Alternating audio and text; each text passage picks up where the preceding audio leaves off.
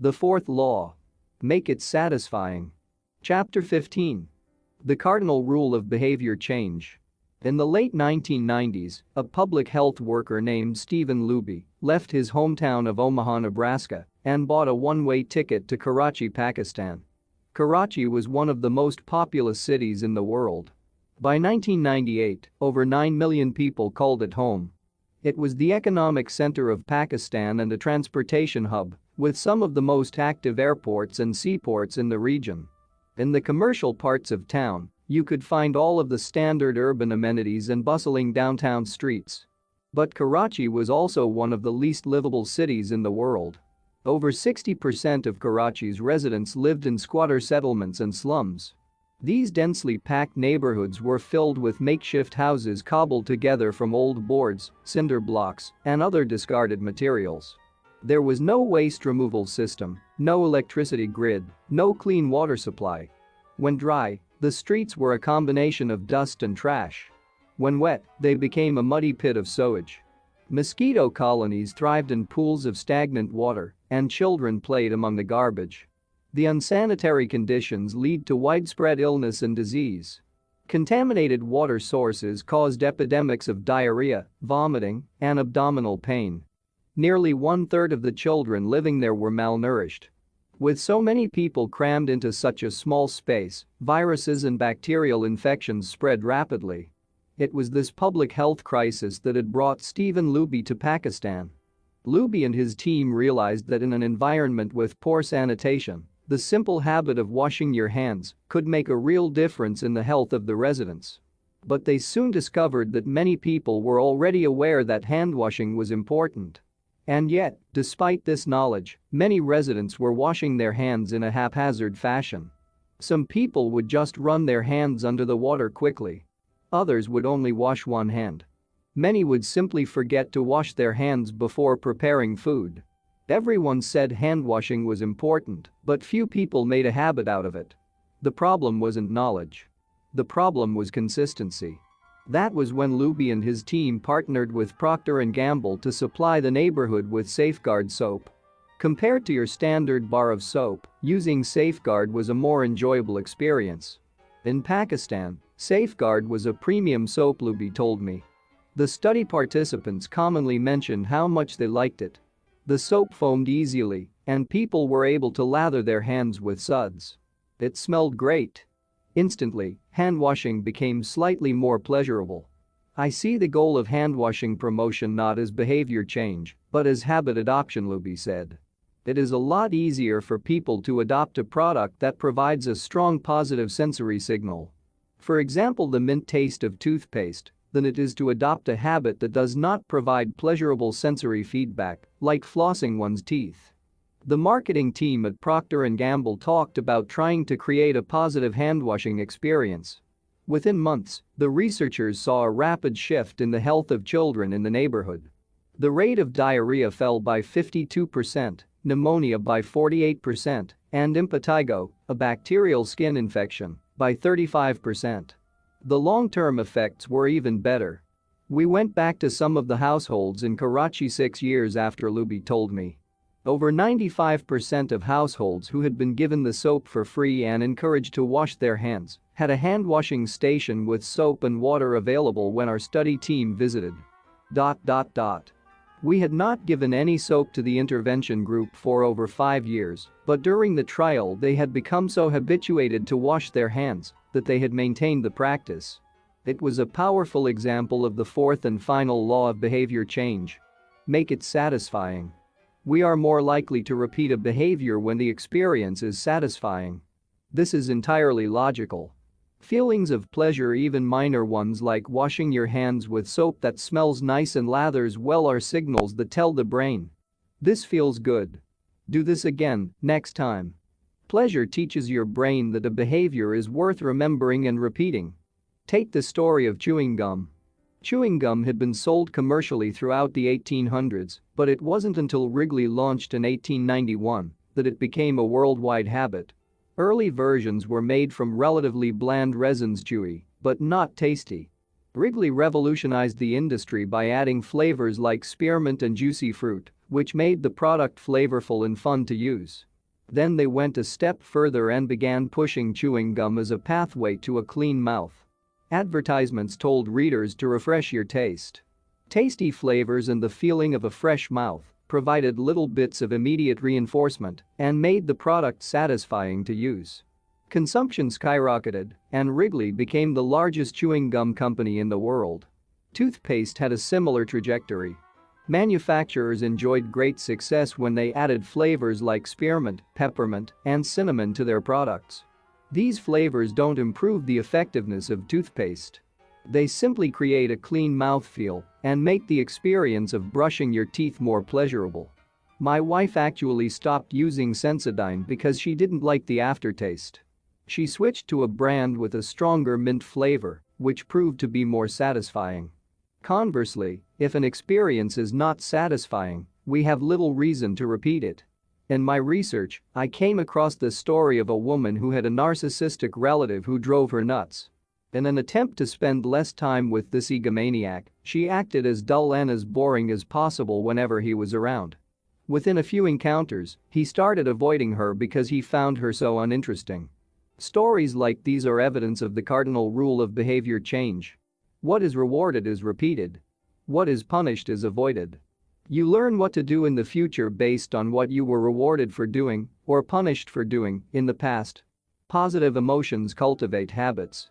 Negative emotions destroy them.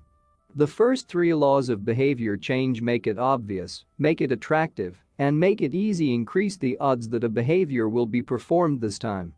The fourth law of behavior change: make it satisfying increases the odds that a behavior will be repeated next time. It completes the habit loop. But there is a trick. We are not looking for just any type of satisfaction. We are looking for immediate satisfaction. The mismatch between immediate and delayed rewards. Imagine you're an animal roaming the plains of Africa, a giraffe or an elephant or a lion.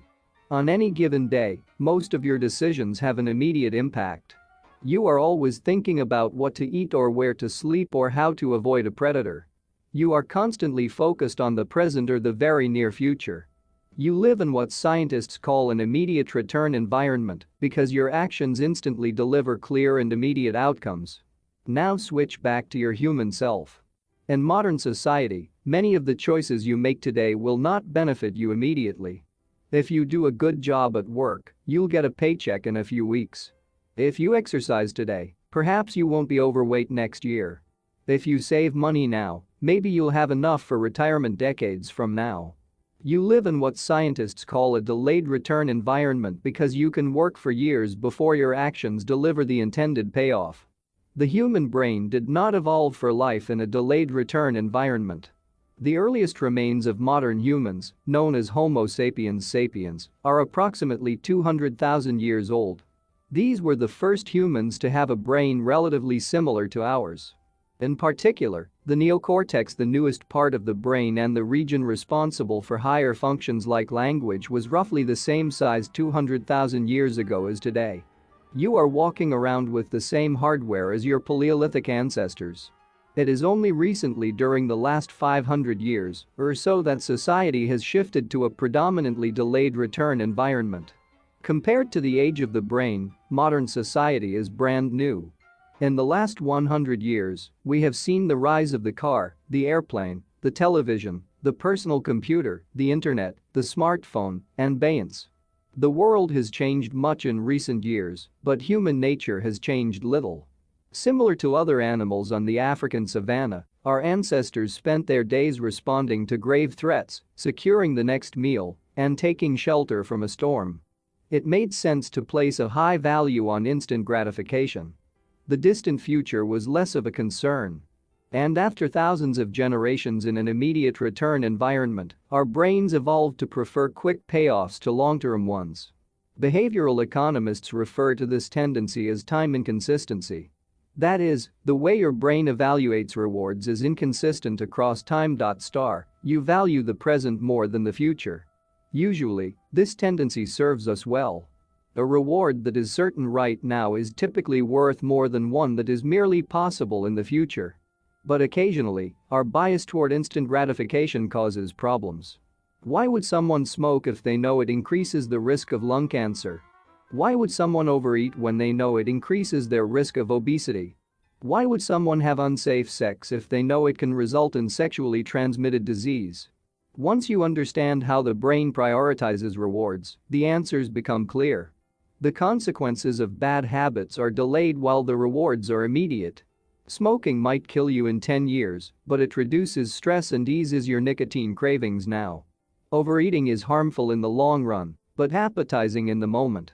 Sex safe or not provides pleasure right away. Disease and infection won't show up for days or weeks, even years. Every habit produces multiple outcomes across time. Unfortunately, these outcomes are often misaligned. With our bad habits, the immediate outcome usually feels good, but the ultimate outcome feels bad. With good habits, it is the reverse. The immediate outcome is unenjoyable, but the ultimate outcome feels good.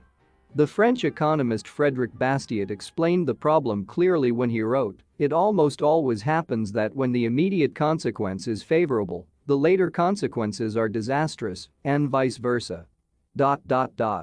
Often, the sweeter the first fruit of a habit, the more bitter are its later fruits.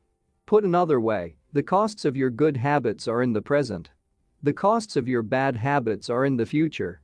The brain's tendency to prioritize the present moment means you can't rely on good intentions. When you make a plan to lose weight, write a book, or learn a language, you are actually making plans for your future self. And when you envision what you want your life to be like, it is easy to see the value in taking actions with long-term benefits. We all want better lives for our future selves. However, when the moment of decision arrives, instant gratification usually wins. You are no longer making a choice for future you, who dreams of being fitter or wealthier or happier. You are choosing for present you, who wants to be full, pampered, and entertained. As a general rule, the more immediate pleasure you get from an action, the more strongly you should question whether it aligns with your long-term goals. With a fuller understanding of what causes our brain to repeat some behaviors and avoid others, let's update the cardinal rule of behavior change. What is immediately rewarded is repeated. What is immediately punished is avoided. Our preference for instant gratification reveals an important truth about success. Because of how we are wired, most people will spend all day chasing quick hits of satisfaction. The road less traveled is the road of delayed gratification. If you're willing to wait for the rewards, you'll face less competition and often get a bigger payoff. As the saying goes, the last mile is always the least crowded. This is precisely what research has shown. People who are better at delaying gratification have higher SAT scores, lower levels of substance abuse, lower likelihood of obesity, better responses to stress, and superior social skills. We've all seen this play out in our own lives. If you delay watching television and get your homework done, you'll generally learn more and get better grades. If you don't buy desserts and chips at the store, you'll often eat healthier food when you get home. At some point, success in nearly every field requires you to ignore an immediate reward in favor of a delayed reward. Here's the problem.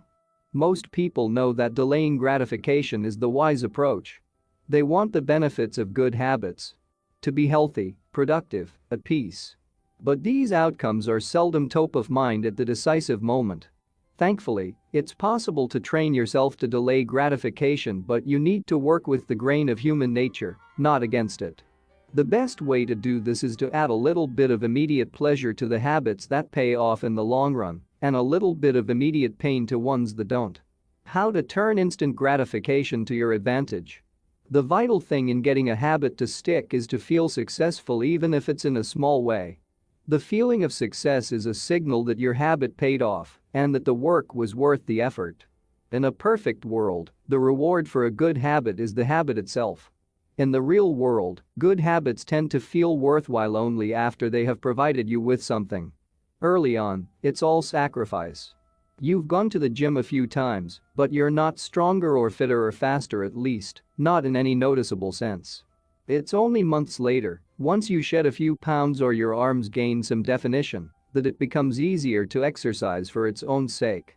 In the beginning, you need a reason to stay on track. This is why immediate rewards are essential. They keep you excited while the delayed rewards accumulate in the background. What we're really talking about here when we're discussing immediate rewards is the ending of a behavior. The ending of any experience is vital because we tend to remember it more than other phases.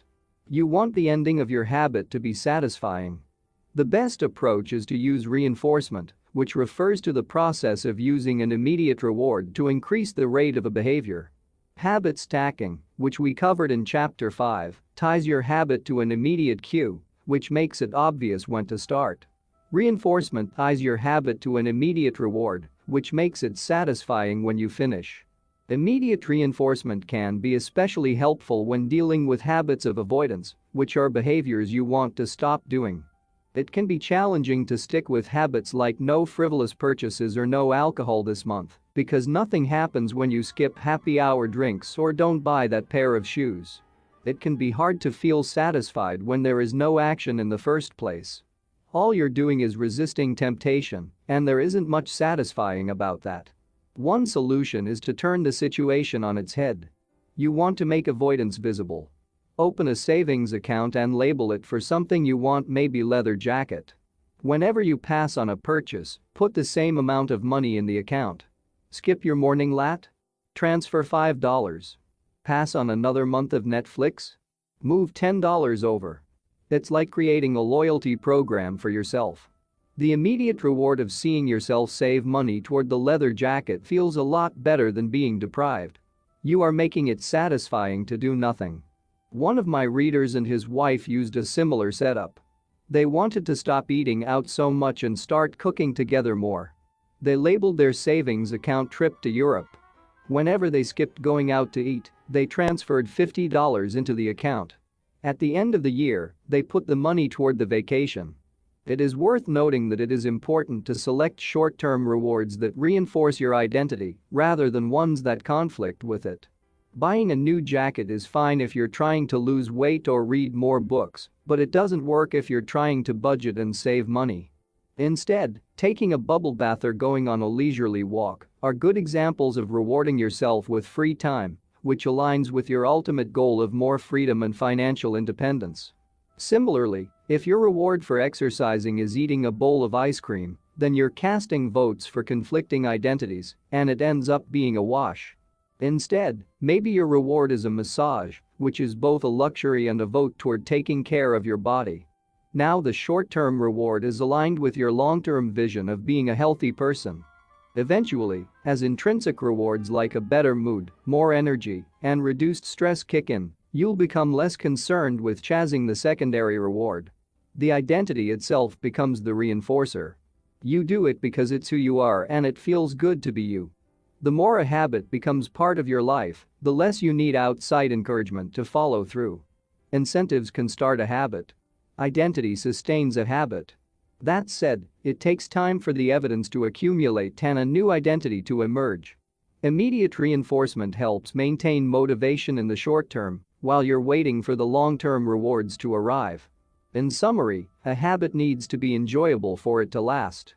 Simple bits of reinforcement like soap that smells great or toothpaste that has a refreshing mint flavor or seeing $50 hit your savings account can offer the immediate pleasure you need to enjoy a habit. And change is easy when it is enjoyable. Chapter Summary. The fourth law of behavior change is make it satisfying. We are more likely to repeat a behavior when the experience is satisfying. The human brain evolved to prioritize immediate rewards over delayed rewards. The cardinal rule of behavior change. What is immediately rewarded is repeated. What is immediately punished is avoided. To get a habit to stick, you need to feel immediately successful even if it's in a small way. The first three laws of behavior change: make it obvious, make it attractive, and make it easy increase the odds that a behavior will be performed this time. The fourth law of behavior change: make it satisfying increases the odds that a behavior will be repeated next time.